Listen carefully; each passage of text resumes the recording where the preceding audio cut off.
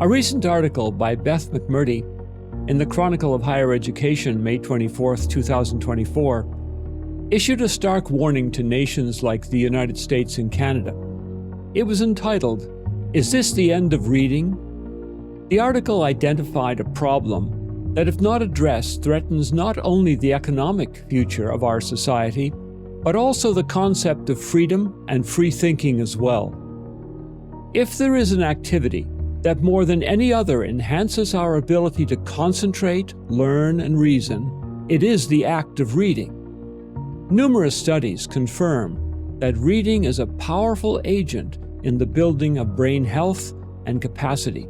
Indeed, a study posted by the National Library of Medicine, originally published in 2014, entitled Reading Skill and Structural Brain Development, the authors demonstrate the impact of the act of reading on brain volume and its associated impact on word fluency, name recall, and general fluency.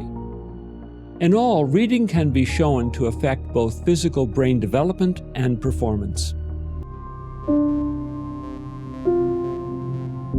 Despite the research-based knowledge of the importance of reading for brain performance, including memory, reasoning, and analysis, we are witnessing in North America a catastrophic decline in reading ability in nearly all ages, but especially in youth.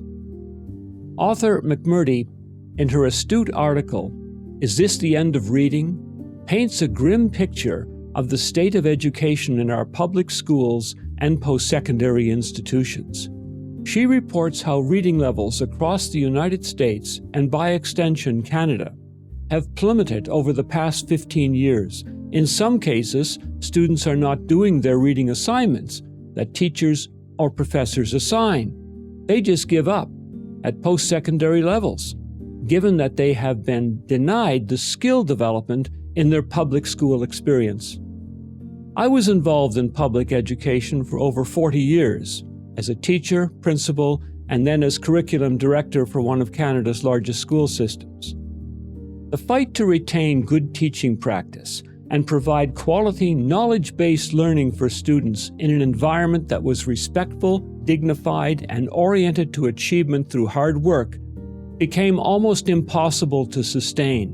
This was due to social activist pressure to turn public education into a crusade for social activism. Knowledge and skills gained from knowledgeable and skilled instructors and assessed by large-scale standardized assessment, the only means of ensuring quality control of education, was suppressed in favor of progressive education.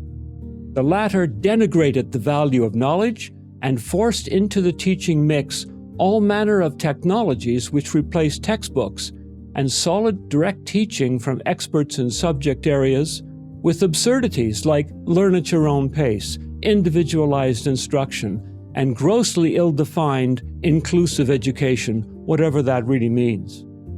The result is a student population who has been denied a knowledge base in history, literature, and the core elements of science and mathematics. Key subjects like geometry, the central tradition of Western mathematics, have been virtually eliminated. In the place of traditional education, which has a proven track record, the incompetent progressive educators do not demand a core set of skills and knowledge to be transferred to students, and worst of all, they deny students traditional textbooks, believing in the fallacy that online resources are more effective. As we have shown in other presentations, using video resources to teach concepts to young learners erodes the ability and desire to read.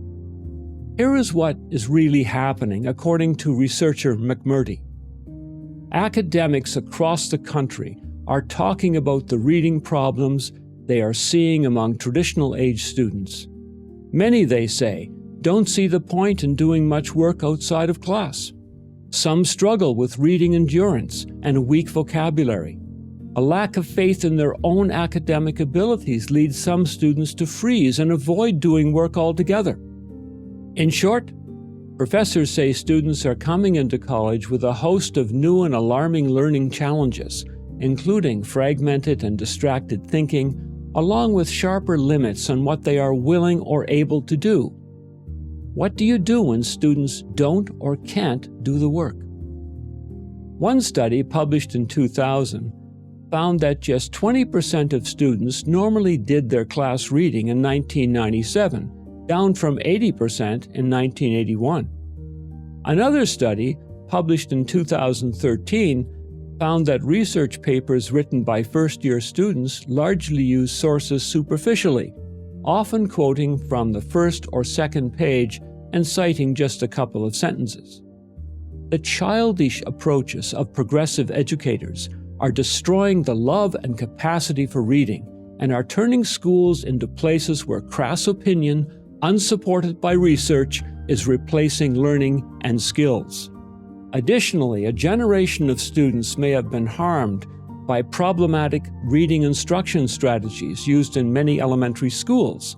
Rather than learning the building blocks of words through phonics, they were taught to rely on context clues, an approach not backed by research.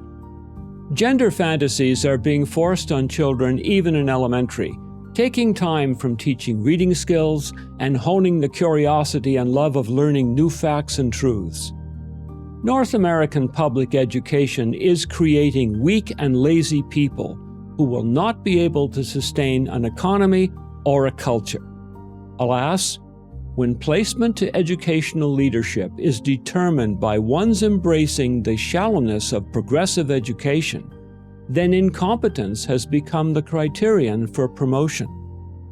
The erosion of reading in the children of our land is nothing less than institutionalized child abuse, and elected governments need to take responsibility and correct what should be a national embarrassment. I'm Stuart Vahavich for Tomorrow's World Viewpoint. If you liked this video, please like, comment, and subscribe. And for more content like this, please visit our website at tomorrowsworldviewpoint.org.